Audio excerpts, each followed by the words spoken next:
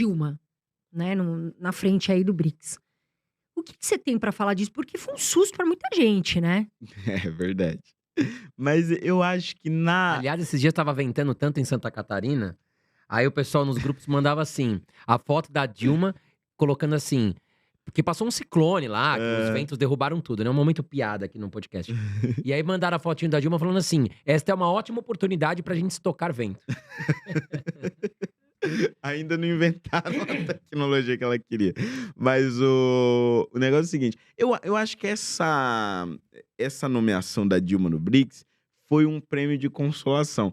Porque o negócio é o seguinte, o PT, ele volta ao poder, mas ele escondeu a Dilma completamente na campanha eleitoral. A Dilma não apareceu no horário do Lula, etcétera. Tipo: "Ah, o Lula é meu candidato, vote 13", não sei o quê. Não, esconderam.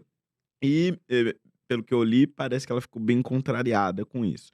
E também não dava para colocar ela no governo Lula, porque, enfim, ela é péssima Era e rejeição tem demais, né. e geraria uma rejeição absurda. E aí colocou ela no BRICS.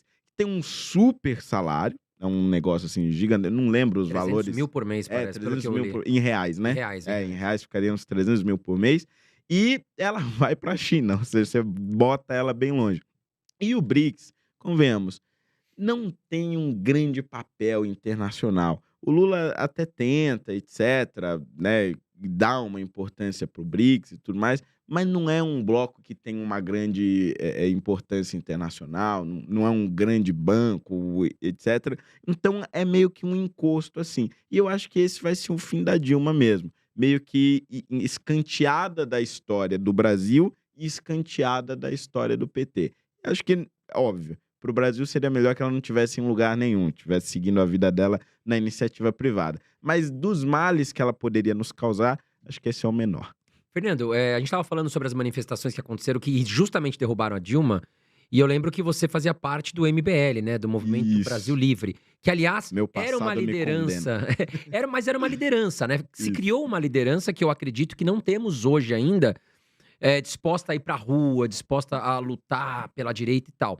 O que que aconteceu na sua visão com o MBL e por que que você saiu desse movimento? É, o grande problema do MBL, ele começa depois de 2018, né, o MBL ele nasce em 2014 e até 2018 ele segue um bom caminho. Aí, em 2018 nós apoiamos o Bolsonaro, aquela coisa toda, tal, ele foi eleito, começa o governo. Aí começou a haver internamente um certo incômodo, pela falta de protagonismo do movimento. Porque, por mais que o MBL não tivesse feito as manifestações pelo impeachment sozinho, teve a ajuda de vários outros movimentos, etcétera, era um movimento, digamos, mais midiático, né. Estava sempre na imprensa, tal, sempre com alguma polêmica e tudo mais. Quando o Bolsonaro chega ao poder, é óbvio que o foco é o Bolsonaro, afinal de contas é o primeiro presidente da direita e tal e tudo mais. E aí eu comecei a perceber que havia um certo incômodo. E aí, quando o Moro sai do governo Bolsonaro, é quando tem o grande rompimento mesmo, do MBL e do governo. Inclusive, foi nesse período que eu fiz os meus vídeos mais críticos ao Bolsonaro, extremamente revoltado e tudo mais, porque as acusações do Moro eram realmente muito sérias, né, de interferência na Polícia Federal.